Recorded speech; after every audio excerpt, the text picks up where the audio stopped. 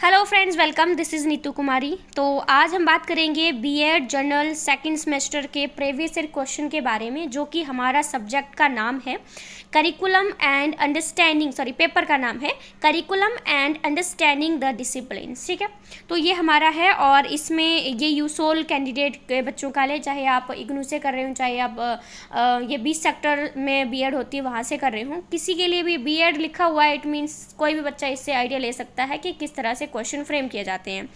Maximum जो marks मिलते हैं वो 40 नंबर के होते हैं, जैसे कि आप देख सकते हैं, प्लस आपको पूरे 3 घंटे का समय दिया जाएगा। ठीक है, सबसे पहले मैं इंग्लिश में आपको पढ़ के समझा दूंगी कि क्या क्या क्वेश्चन पूछे गए, बाकी धीरे धीरे स्क्रॉल करके हिंदी और इंग्लिश भी, हिंदी और पंजाबी भी दिखा दूंगी, ताकि तीनों लैंग्वेज के बच्चे जो है वो इससे समझ पाएँ। क्वेश्चन कई बार नहीं समझ में आता ना, इंग्लिश में ना हिंदी में आता है ना पंजाबी में, तो 3 लैंग्वेज में समझ लेना। यूनिट 1 है, इसमें लिखा है give the concept of curriculum and explain the principle of curriculum construct. आप पाठ्यक्रम बना रहे हैं तो कौन कौन से प्रिंसिपल, कौन कौन से सिद्धांत आपको दिमाग में याद रखने पड़ेंगे, दिमाग में आपको रखने पड़ेंगे, जो कि ये माफ़ कीजिएगा। ठीक है, तो करिकुलम को बनाते हुए आपके दिमाग में कौन कौन से प्रिंसिपल होने चाहिए। ठीक है, जैसे मैं कुछ बता दूं तो चाइल्ड सेंटर आपका होना चाहिए, एक्टिविटीज़ होनी चाहिए, फ्लेक्सिबल करिकुलम होना चाहिए, क्रिएटिव होना चाहिए। ठीक है, इस तरह के कुछ प्रिंसिपल हैं जो कि हमें ये सब चीज़ें ध्यान में रखकर बनाना चाहिए। ऑप्शन में है describe the differences between core curriculum and hidden curriculum. तो कोर करिकुलम क्या होता है, हिडन करिकुलम क्या होता है। देखो, कोर करिकुलम वो होता है जहाँ पर आपको जो बहुत सारे सब्जेक्ट दिए जाते हैं जो कंपलसरी ही होते हैं, आपको करने ही पड़ते हैं, चाहे आपको मैथ पसंद हो, इंग्लिश नहीं आ रही है, कोई नहीं सुनने वाला आपकी। ठीक है, क्योंकि 8वीं तक देखें तो आपको मैथ और इंग्लिश और हिंदी आपको करनी पड़ेगी, है ना। 9th में आकर और 10th में आकर आपको इंग्लिश और मैथ भी करनी पड़ती है, लेकिन वहाँ पे आपको हिंदी नहीं करनी पड़ती। कुछ पंजाबी के बच्चे होते हैं जिन्हें हिंदी नहीं समझ में आती, तो वो 10th और 9th में आके क्या करते हैं, अपनी पंजाबी ले लेते हैं, हिंदी को छोड़ देते हैं। ठीक है, तो ये चीज़ हमारी आती है। कोर करिकुलम क्या होता है, कंपलसरी सब्जेक्ट्स जो पढ़ने पड़ेंगे, और हिडन करिकुलम वो होता है जो कि आपको लिखित रूप में आपको करिकुलम में नहीं लिखा जाएगा।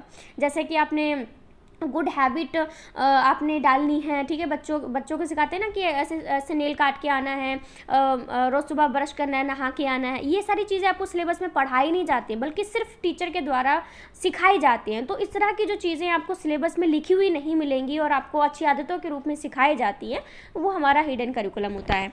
ठीक है, यूनिट 2 आता है, इसमें क्वेश्चन है Describe the features of subject-centered approach to curriculum development. Also tell its merit and limitation. Subject-centered approach जो होती है उसकी कौन कौन सी विशेषताएं हैं, उसकी मेरिट यानी कि कौन कौन सी उसके एडवांटेजेस हैं, और लिमिटेशंस यानी कि उसके कौन कौन से डिसएडवांटेजेस है, वो आपने बताना है। तो मैंने तो ये ऊपर वाला अटैम्प्ट किया था, नीचे वाला अटैम्प्ट इसलिए नहीं किया क्योंकि इसमें ज़्यादा पॉइंट्स नहीं बन पा रहे थे। अब देखो, ऊपर वाले में बहुत सारी चीज़ें हैं, फीचर्स के लिए अलग से पॉइंट आप लिखोगे, मेरिट के लिए अलग से पॉइंट लिखोगे, लिमिटेशन के लिए अलग से पॉइंट लिखोगे। तो जब पॉइंट आपके माइंड में आ जाता है ना, तो आपका जो है लिखने के लिए कितने पेज दे दो, आप इसमें आराम से भर सकते हो। लेकिन एक ही चीज़ पूछी गई हो ना, तो फिर पॉइंट आगे बनाना बहुत ज़्यादा मुश्किल हो जाता है।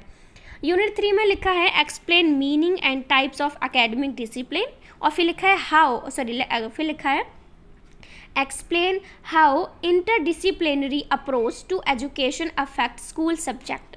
यानी कि जो सब्जेक्ट होते हैं उनके बीच में जो इंटर रिलेशन होता है वो किस तरह से हमारे सब्जेक्ट को इफेक्ट करता है। जैसे अगर पॉजिटिव ही करेगा, ठीक है, जाते तो पॉजिटिव ही करेगा, क्योंकि अगर मैं बच्चों को ईवीएस सिखा रही हूँ तो साथ साथ में बच्चों को भूगोल भी समझ में आने लग जाएगा, क्योंकि काफ़ी हद तक एक दूसरे के जैसे ही हैं वो, है ना। तो आप कर सकते हैं। यूनिट 4 है explain how various subject can be co related and tell their significances, और उसके बाद है explain how political, social and intellectual context bring change in school subject. School में बहुत सारे सब्जेक्ट होते हैं, अब हमारे समाज में कौन कौन से चेंजेस हो रहे हैं, पॉलिटिकल कौन से चेंज हो रहे हैं, इंटेलेक्चुअल कॉन्टेक्स्ट के थ्रू आप स्कूल के सब्जेक्ट को कैसे चेंज करोगे।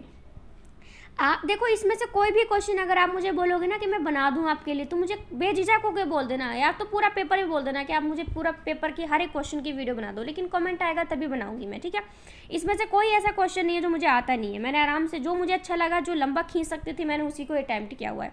आप छोटा वाला क्वेश्चन को ना देखें कि आपके 5 पेज में निपट जाए और 6 पेज चाहिए थे लिखने के लिए, तो ऐसा क्वेश्चन आप चूज़ करें जो आपको ज़्यादा खींचने को मजबूर करे, तो आप खींच सकें उसको। ठीक है, यूनिट 5 हमारा आता है कि importance of curriculum, role of teacher in curriculum development, फिर है importance of language as a discipline, फिर है हिस्टोरिकल पर्सपेक्टिव ऑफ मैथमेटिक्स, जो कि हमारे 2-2 मार्क्स के हैं।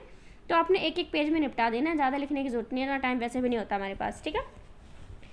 उसके बाद हमारे पास मैं आपको हिंदी में थोड़ा सा स्क्रॉल कर देती हूँ, रीड नहीं करेंगे हम। जो हिंदी मीडियम के हमारे विद्यार्थी हैं वो आराम से देख सकते हैं, कोई टेंशन नहीं। हिंदी और वैसे तीनों लैंग्वेज में ही होता है, ठीक है। ये देखिए पंजाबी वालों के लिए मैं दिखा रही हूँ, हर बच्चा रिलेट कर सकता है इससे, ये नहीं कि हाँ चलो इंग्लिश में दिखा के काम खत्म कर दिया। तीनों लैंग्वेज में देखो आराम से, जहाँ से समझ में आता है वहाँ से इसको अटेम्प्ट कर लेना, ठीक है।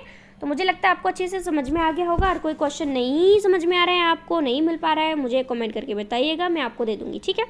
So thank you so much friends, thank you.